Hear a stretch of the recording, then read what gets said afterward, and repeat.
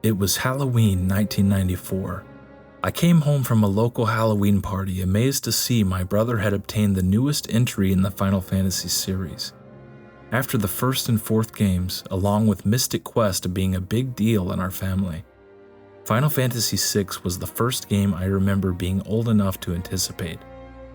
My brother, cousins, and I, clothed in our costumes, turned on the Super Nintendo, entering what seemed to be a horror game fitting for the occasion. The camera slowly panning down through the purple lightning bolts and the chilling organ gracing our ears. It's a moment I've never forgotten.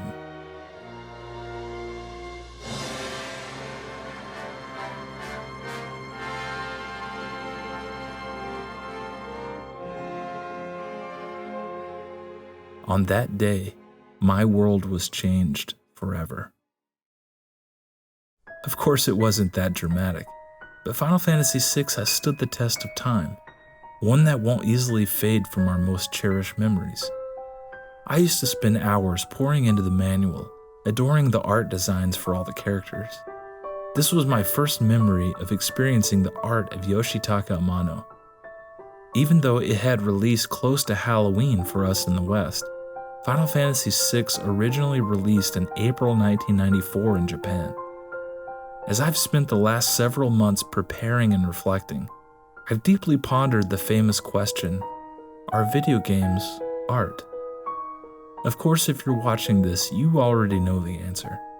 Art to me is not only about the consumer and output. As time goes on, I become more and more fascinated about the input and the minds of the artists, the stories they want to tell, the emotions they want to convey.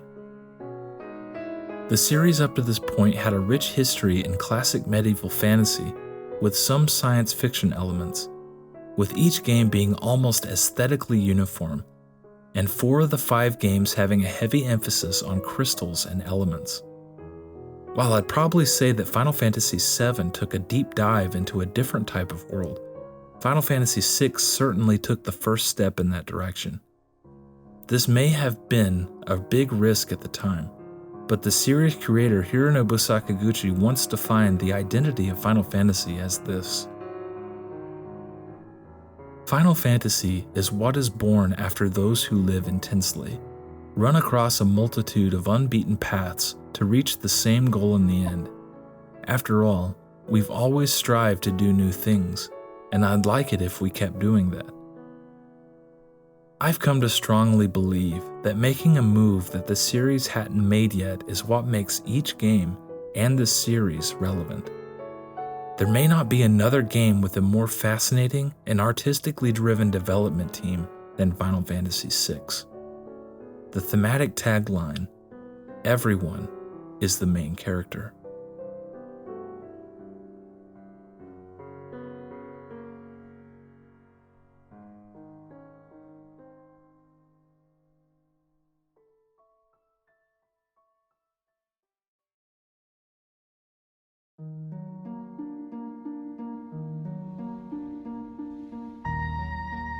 Magic, the most mysterious power in the universe.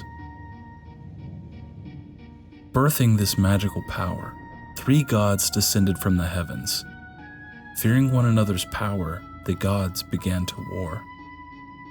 Mortals caught amongst their fighting tranced into phantom beasts known as espers, and were forced to fight endlessly as slaves to the gods. Realizing their power begot naught but strife and terror, the gods at last agreed to seal away their strength forever. With the last of their fading magic, the gods returned the espers free will, then turned themselves to stone. The last words they left to the espers were these: "Never must we be awoken." In reverence to the gods were statues made, and in prayer that their power would never again be stirred.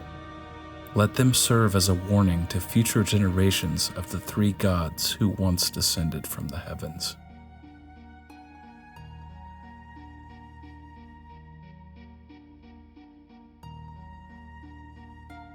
In a world where humans and espers once lived together in peace, humans exploited the power of the Espers to wage a war of conquest. This War of the Magi razed the world to the ground. In its aftermath, the surviving Espers hid away in their own realm to prevent their powers from being further abused. As a result, magic disappeared from the human world.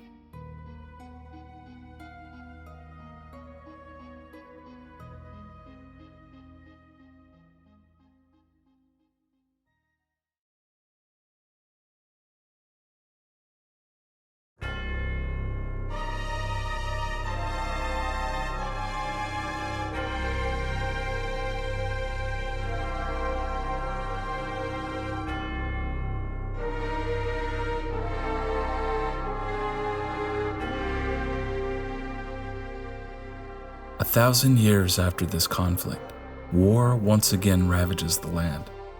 The air is thick with the stench of iron and gunpowder. Steam engines have fostered a technological renaissance. But the Gestalian Empire has somehow revived the lost power of magic and intends to use its new prize to subjugate the world. Imperial forces have already unleashed this mighty power and overthrown the Empire's neighbors. But not everyone is willing to meekly fall in line under the Imperial banner. Some seek to rebel. Some seek to reign supreme. Some seek only to destroy and ascend above the rest of us.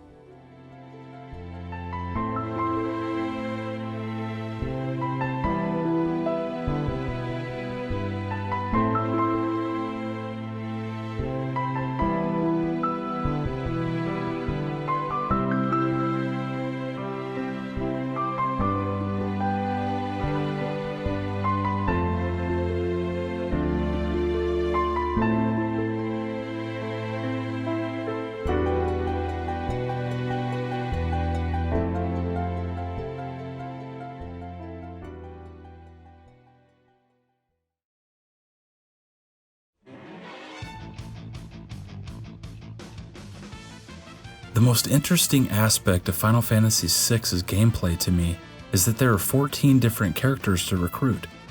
FF6 combined elements from FF4 and FF5. Final Fantasy IV had a solidified character representing a specific job class, with no variation on building a team. Final Fantasy V's job system gave the players various options for building your character's abilities. Final Fantasy VI decided to do both simultaneously. The active time battle system returns from the previous two entries. Each character has a unique ability to use in battle. Terra, seemingly at first, is the red mage of the group, equipped with blades and casts black and white magic. Locke is the self-proclaimed treasure hunter, traditionally known as the Thief. Edgar is an evolved version of the Hunter, using ranged weapons more fit for the technologically advanced world. He is also one of two characters that can use a spear, so with the right relics equipped, could technically be the Dragoon of the game. Sabin is the monk, but now can use magic-based attacks. Cayenne is the samurai of the team. As you can probably see, this was a brilliant follow-up to Final Fantasy V. Having a character represent a job class was a logical next step, especially for a title heavily focused on narrative. At a certain point in the story, the true character progression system is introduced, the Esper system. The Espers see that not all humans want to use their powers for evil, so they willingly give their lives to be transformed into magicite.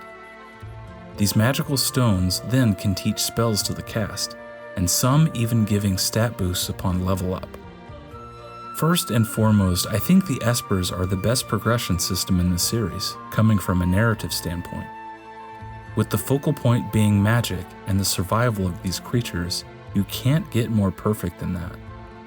But I do think it can water down not only the difficulty, but what makes each character special. It doesn't ruin the game by any means. There is still much hidden strategy in the gameplay that many may not be aware of. Many bosses have hidden weaknesses to exploit, whether through status effects or through summoning the Espers in battle. One of my favorites is Palador, who can cast the Dragoon's jump effect on the party to avoid massive damage when needed. Limit breaks, originally known as desperation attacks, made their debut in this game. They are not normally seen in gameplay as they require a specific setup and a rare chance of execution. Of all my normal playthroughs my entire life, I've never had an attack happen naturally. My favorite desperation attacks are from Celeste and Gogo. All in all, I'd say Final Fantasy VI continues what made Final Fantasy V's gameplay so intoxicating, but presents it in a fresh way. What I'm trying to say is if you chose to use a Berserker in FF5 solely to try something new, maybe throw Umaro in your party in FF6. A Geomancer? Use Mog. A wonderful twist on the Beastmaster? Use Gao. After a Dark Knight, which isn't in this game, my favorite job class in the series is the Blue Mage, easily. So I typically have Strago with me. It's just too bad you recruit him so late in the story. Blue magic should be available early on so you can learn spells throughout your adventure. It is a neat detail that the blue spells he starts with are used by monsters on his island. The same spirit behind wanting the players to have complete control over what team they use is present in Final Fantasy VI. This is the first time ever in the series that you can switch characters at your leisure. Everyone is the main character. Utilizing the specialties of each of them is the way it's supposed to be experienced.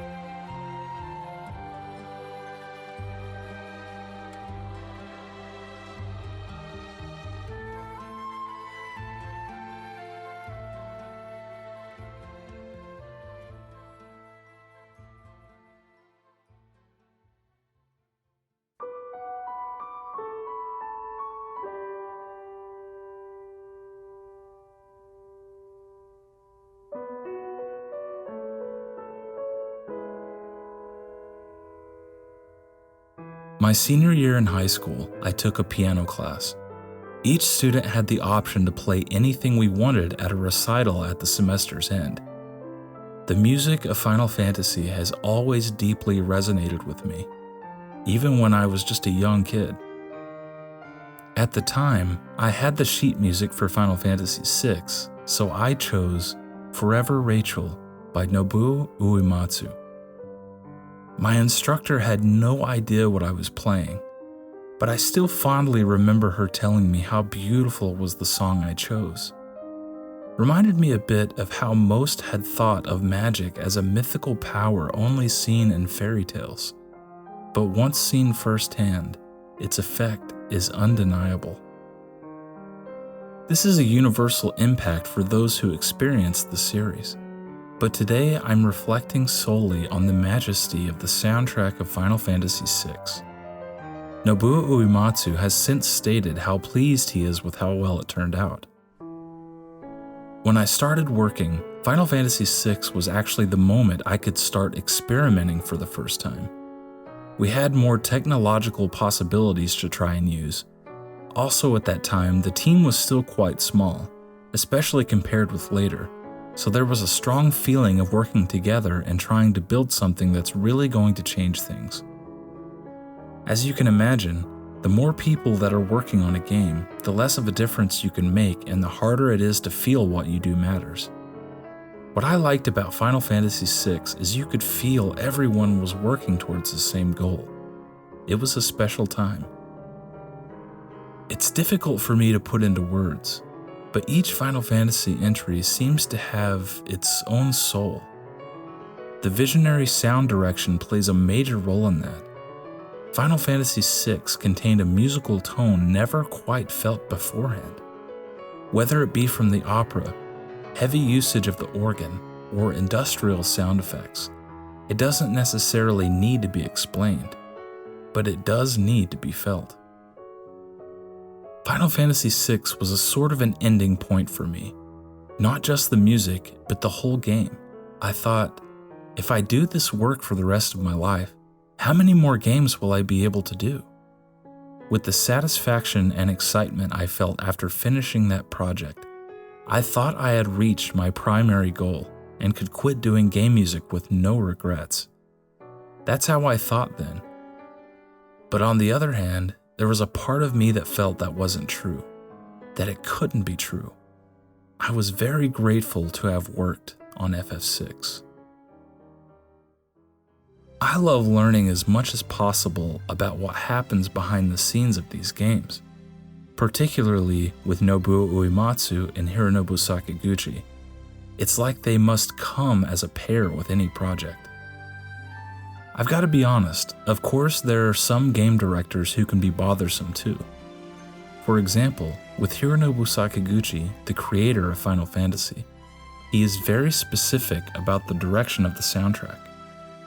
How it should be, how it should feel, and everything. But once that's been settled and we've agreed on that, I can more or less do as I please, thankfully. I remember seeing another interview where Sakaguchi said he would let Uematsu do as he pleased because of how much he trusted him. It's quite poetic to see that same relationship bloom with those in charge of the series today, specifically Naoki Yoshida and Masayoshi Soken, who are deeply involved with Final Fantasy XIV and XVI. My favorite track in the game has always been Realm's theme. The version in the FF6 Grand Finale album is probably my favorite. This track was meant to have bagpipes, so make sure and check that out. This isn't without competition though. Because of the vision of each character potentially being the game's lead, everyone comes with their own theme as well. This had never fully been done before. After all this time, I'd still say it's my favorite collection of character themes in the franchise's history.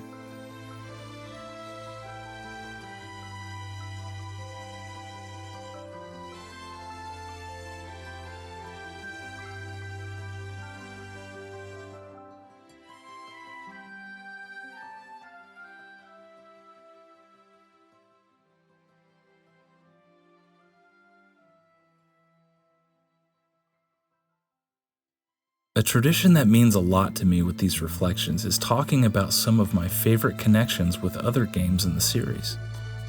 There are way too many to cover, but I do want to touch on the ones that mean the most to me. During the lock scenario, you are required to give a password to progress the story.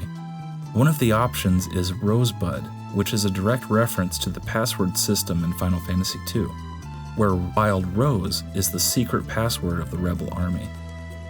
Strago and Realm, while being grandfather and granddaughter, have more of a father-daughter relationship, akin to the situation with Galuf and Kryl from Final Fantasy V. There are Onion Knight enemies in the Magitech research facility, of course referencing the job class from Final Fantasy III. You can find the Warring Triad statues in Final Fantasy IX, as well as facing off with Death Guys, an incredibly memorable boss from FF6. The version of Final Fantasy XIV that we have today is designed to be a Final Fantasy theme park. With that, it has a tremendous amount of references for each game in the series. My favorite Final Fantasy VI references come in the form of boss battles. The aforementioned Warring Triad can all be fought in the Heavensward expansion, going by their original conceptual names, Sephiroth, Sophia, and Zurvan. As you'd expect, you also get appearances by Ultros, Typhon, Kefka, and even the Phantom Train. The final moment of the cutscene after that fight still gives me the chills. Speaking of Typhon, it made a surprising return as a summon in Final Fantasy VII. The playable character from 7, Ket Shi, previously appeared as an Esper in Final Fantasy VI, and as normal enemy encounters in some of the prior games. What may be my favorite reference is that the famed mimic Gogo from Final Fantasy V is a secret playable character in FF6. Chatternuk, the painting-possessing demon being a special hunt in Final Fantasy XV, was a brilliant surprise. Finally, it is endearing to see that the upcoming Final Fantasy XVI revolves around humans morphing into summons, reminding me of the mystery of Terra from Final Fantasy VI.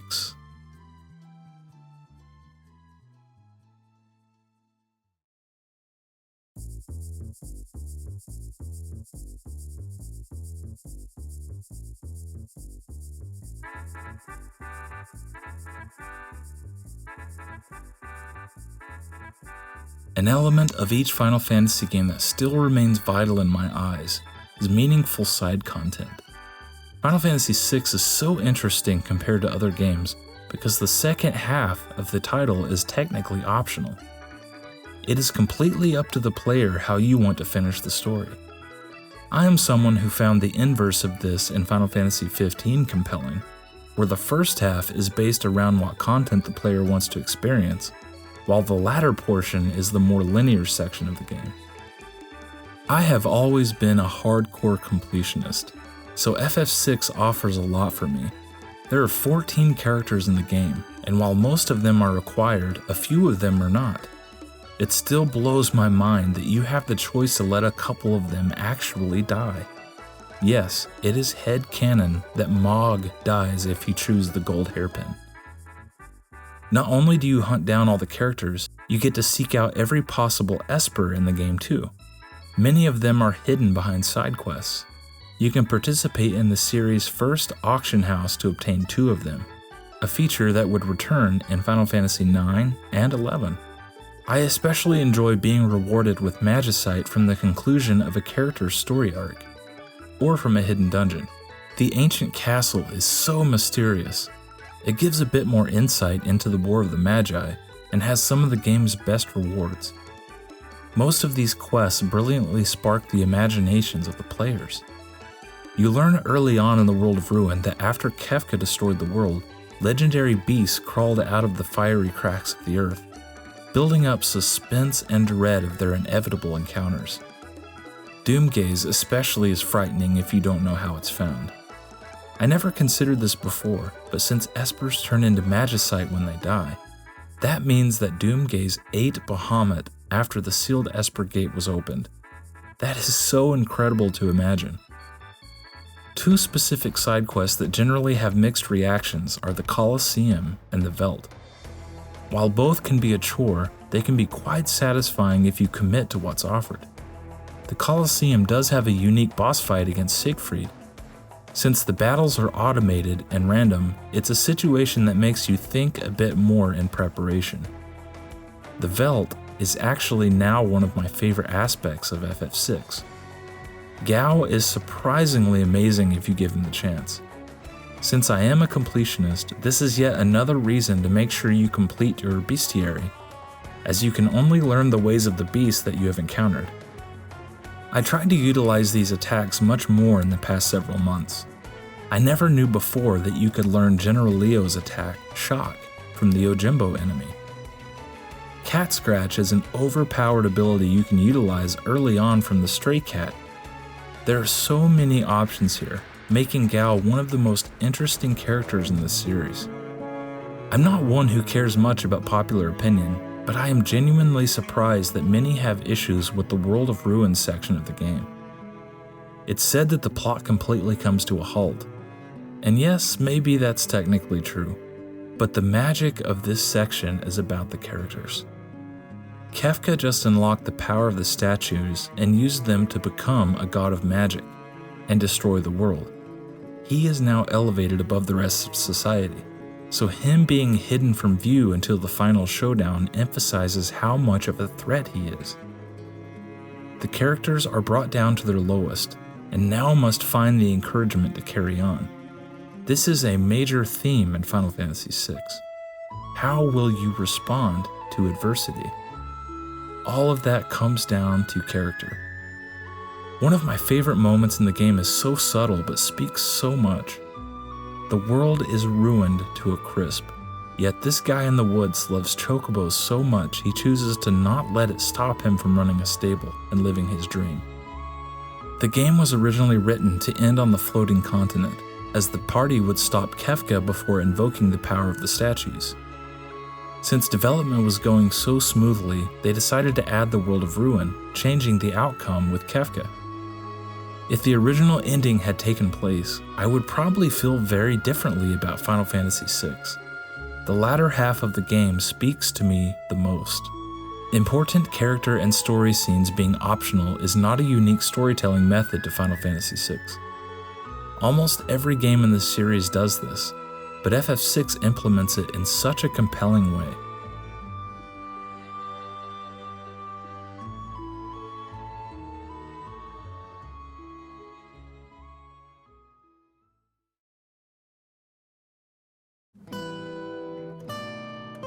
During the several months I spend reflecting on each game in preparation, I do replay each version of the planned title.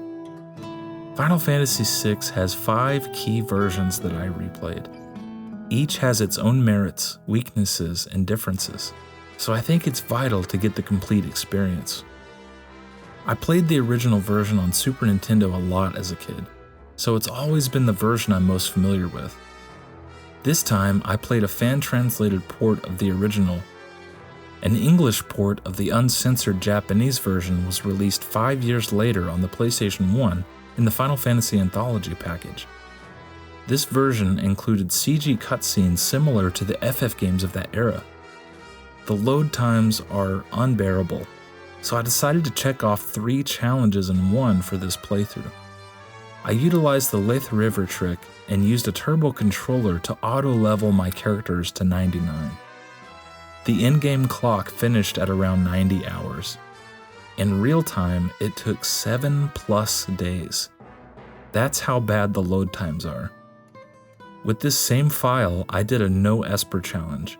This means I can't ever equip an Esper, resulting in only using natural magic and stats. This has its perks though, like using Ultima on Ultros, and having a complete access to all of Sabin's blitzes and Cayenne's Bushido attacks. Finally, I also used this file to do the 3 required World of Ruin characters only challenge. I beat the game only using Celeste, Edgar, and Setzer. It was a blast actually. Made me consider that I might like the game better when not using the progression system at all. I would recommend this 3 character challenge to anyone. It provides different scenes in the ending, and some I may like more than the original. Then came the GBA version. For the first time ever, I did a low-level challenge. This was such a thrill. Remember what I said earlier about utilizing what makes each character special? This is completely required here. Gao especially is a rock star for both low-level and natural magic runs.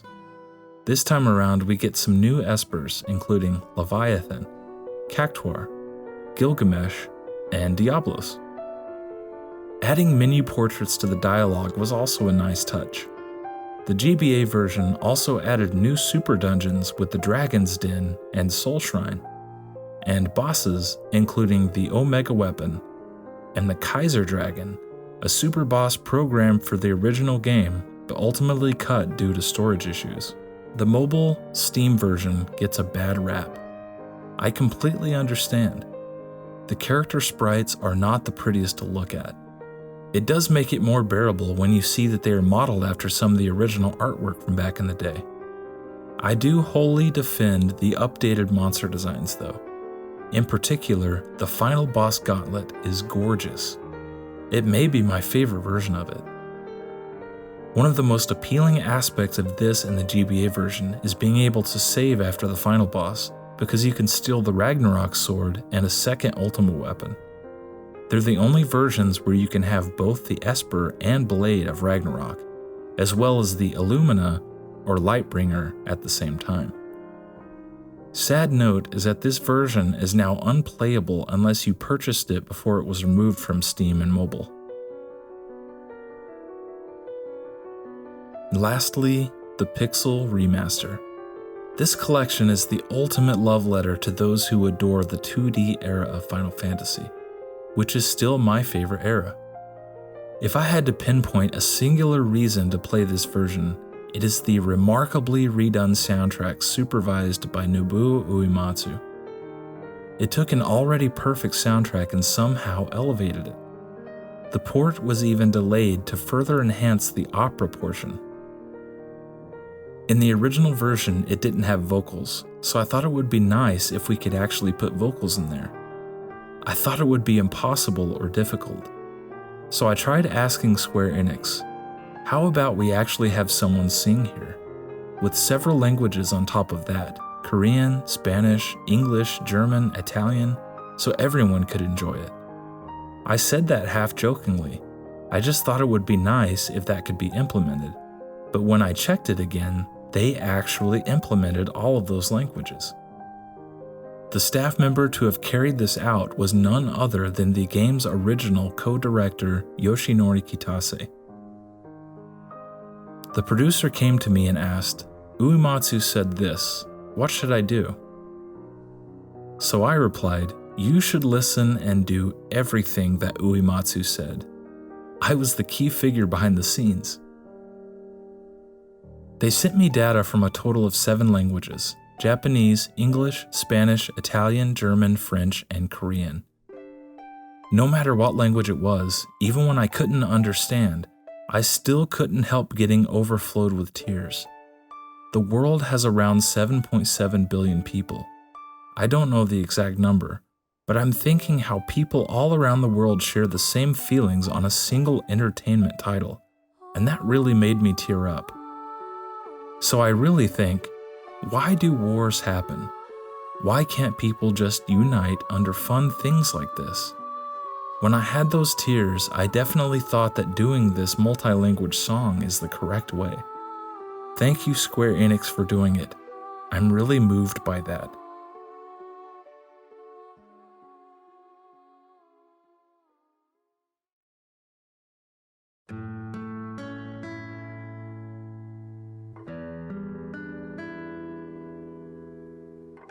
The development vision and theme going into Final Fantasy VI was, everyone is the main character. What I've come to realize, it's not just about the characters in the game, but even more about the artists behind the scenes. All credit from this era typically is given to Hironobu Sakaguchi. He cites comic Star of the Giants as a major influence on the decision to include an ensemble cast in FF6. While I fully agree with the magnitude of his visionary leadership that cemented the spirit of this series, I can't go without giving deserved credit to the team that made it happen. Back then, the entire development team contributed to the scenario instead of a single scenario writer creating the story. Even when establishing characters, the entire staff brainstormed and put forth many suggestions. Thanks to this, we never ran out of ideas. I would screen these ideas and ultimately adjust them to maintain consistency within the script.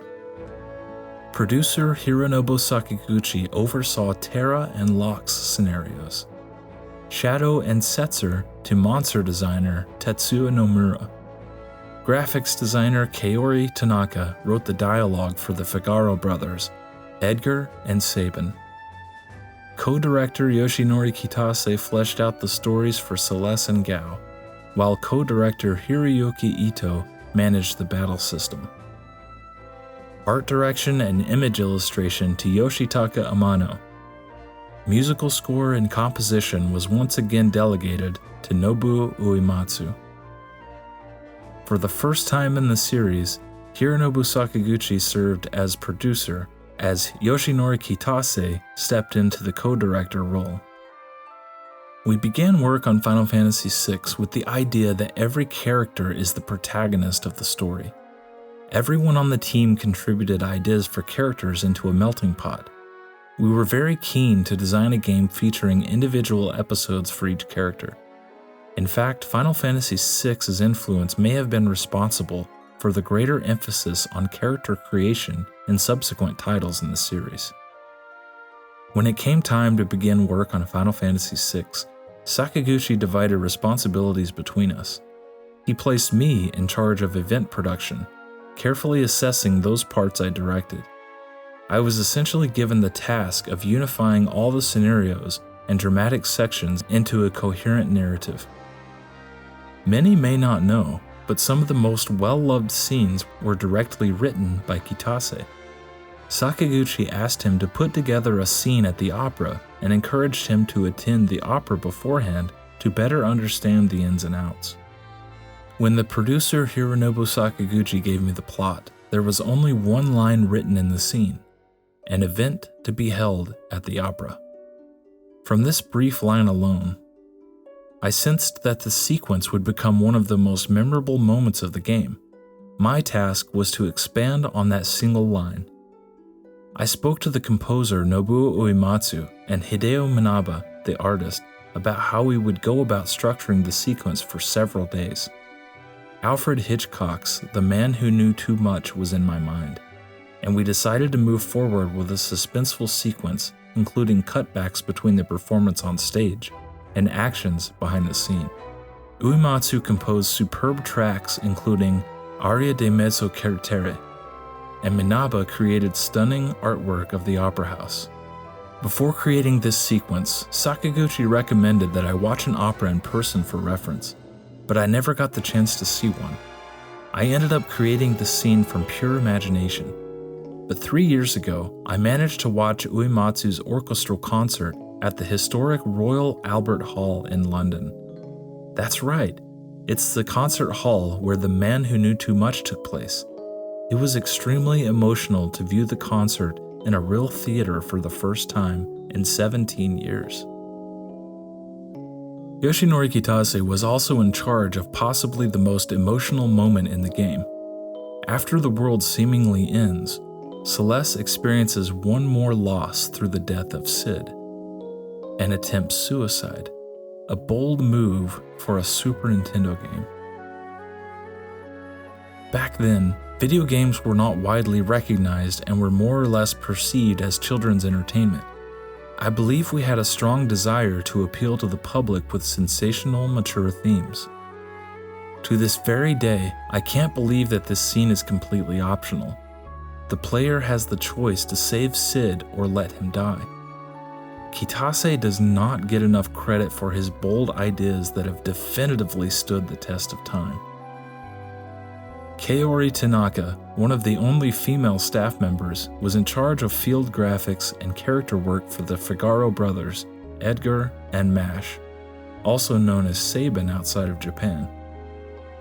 In my time reading developer interviews, I've rarely seen so much dedication to one's backstory that doesn't even make it into the final game. In the beginning of the planning, Edgar was the stereotypical sleazeball, but I thought was too cliched, so I removed that aspect of his personality. As for his love of women, because he lost his mother as an infant, he has an especially strong attachment to women generally.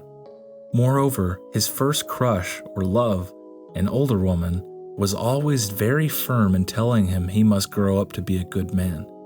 So Edgar studied with great fervor the art of chivalry. Ultimately, this woman was killed in a political rivalry, and Edgar's feelings toward her remained forever unrequited. Her spiritedness and lively wit, however, left their mark on Edgar and have influenced the personal vision of the ideal woman. He's a little bit different from the typical lady killer character because he was written by a woman. So if anyone notices that, I'll be very happy.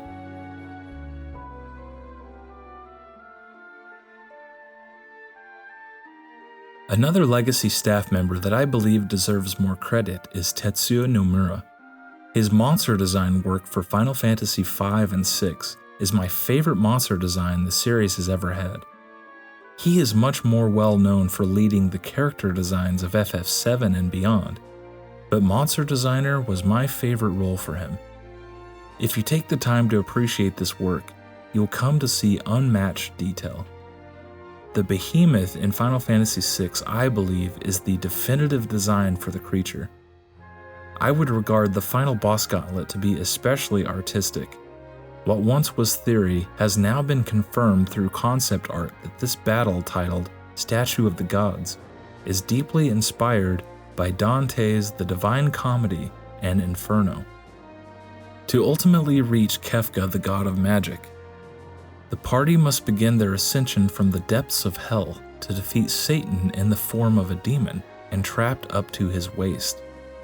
To the lost souls in purgatory, to what seemingly resembles paradise and Michelangelo's Pietà sculpture of the Virgin Mary cradling her son Jesus Christ shortly after his crucifixion. Lady's name in Japan is Maria. And finally to the heavens, where God explains to Dante the meaning of life. Once you reach the god Kefka, he asserts that life is meaningless. Even Kaori Tanaka had this to say about Nomura's final boss design. The last boss really is beautiful. You might end up so enraptured by him that you completely forget to fight and get wiped out. I never realized before that Nomura's character Setzer is a result of dismissed ideas for Final Fantasy V. The gambler job was actually one that we really pushed to have added in FF5. As a job though, it seemed to have too much personality, so we ended up not using it. In 6 though, big characters with lots of personality were exactly what we wanted, so we brought the idea back. That's the origin of Setzer. This is only a handful of the staff that worked on this game, but I can say with utmost confidence that this is the Final Fantasy where everyone was aligned flawlessly in their respective roles. Hironobu Sakaguchi had put together the perfect team of 30 staff members, each focused on the uniform vision of making the greatest video game ever. I still remember when, during the launch party for Final Fantasy VI, the notoriously unforgiving Mr. Sakaguchi gave a speech. Thanks to every one of you, we have created the best game in the world. No, the universe. Thank you. I cried. There were tears on my face. Those tears made me realize just how much I had invested myself in the project. I hope that the Final Fantasy games forever continue to be a source of joy, not only for the fans, but for the developers as well.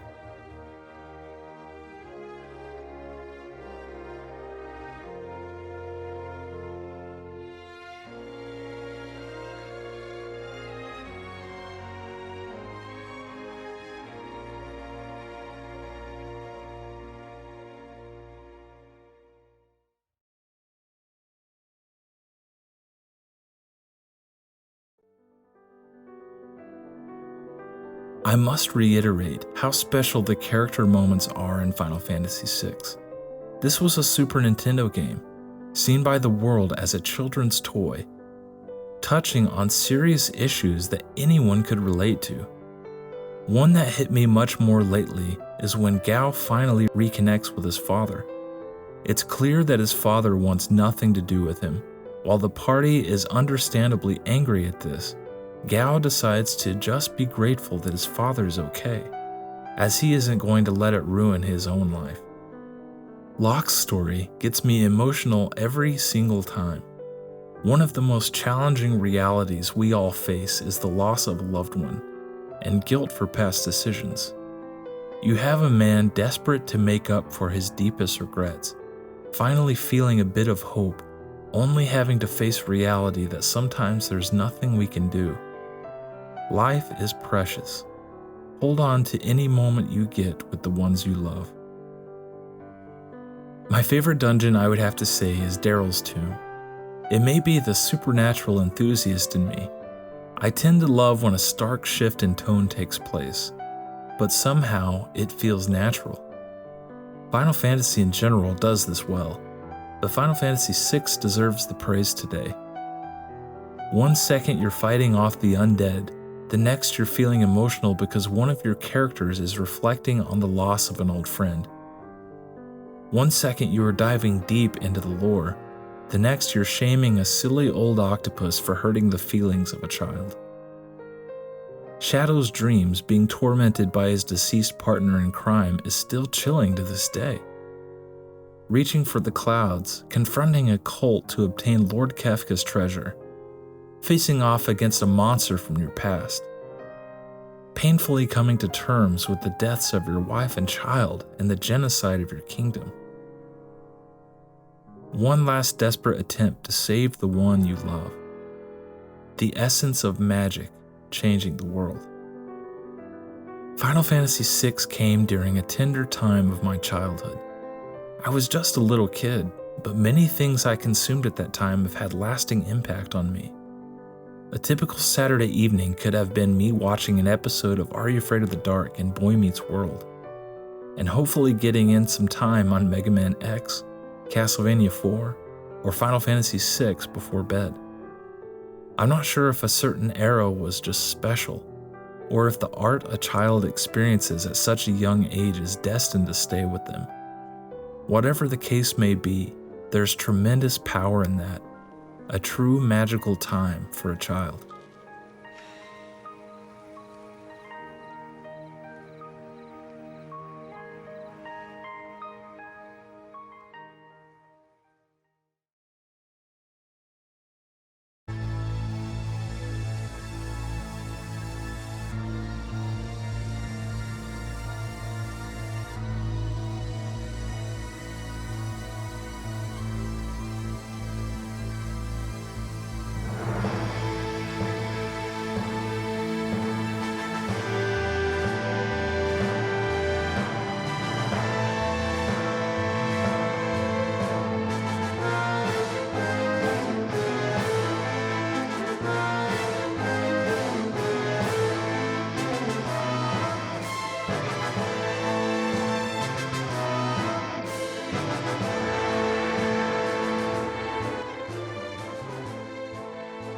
What could be the most underrated and important element of a Final Fantasy game to me is the enchantment of a final dungeon. Kefka's Tower is almost perfect.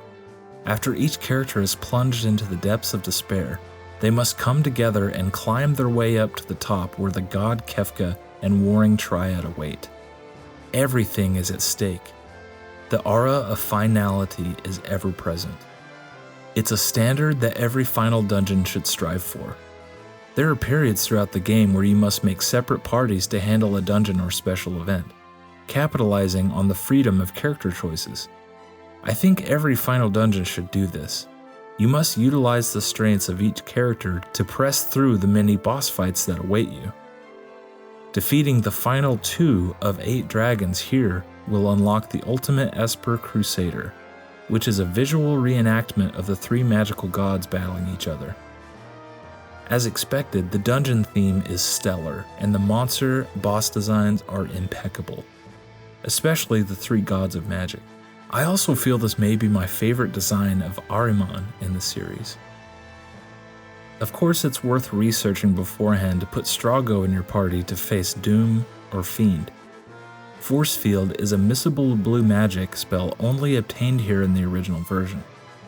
Also, the other 2 of the Triad, I believe, inspired some designs for Final Fantasy VIII, namely the Ultima weapon and Sorceress Ultimecia.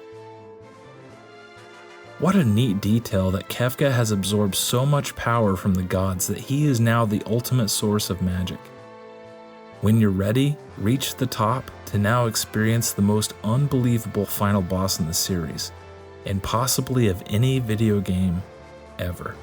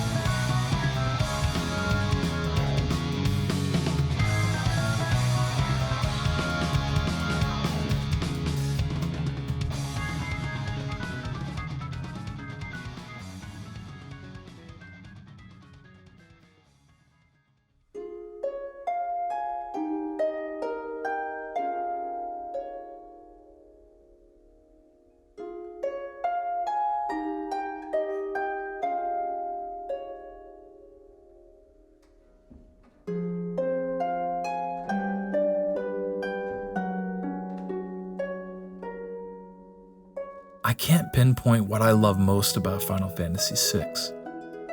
I don't think I could ever sell it purely with words alone. Just like any piece of art, it means nothing until you've experienced it for yourself. To many in the world, on the surface, it may be nothing more than children's entertainment. I do know that the development team behind the scenes had a vision for the potential of video games as an art form. They had a story they wanted to tell, a feeling they wanted to convey, a team where everyone is the main character. Are video games art? We all know the answer, and it doesn't need explaining. But if you do need more reason to believe, evidence beyond your existing frame of reference, perhaps, just perhaps, it could only be explained as magic.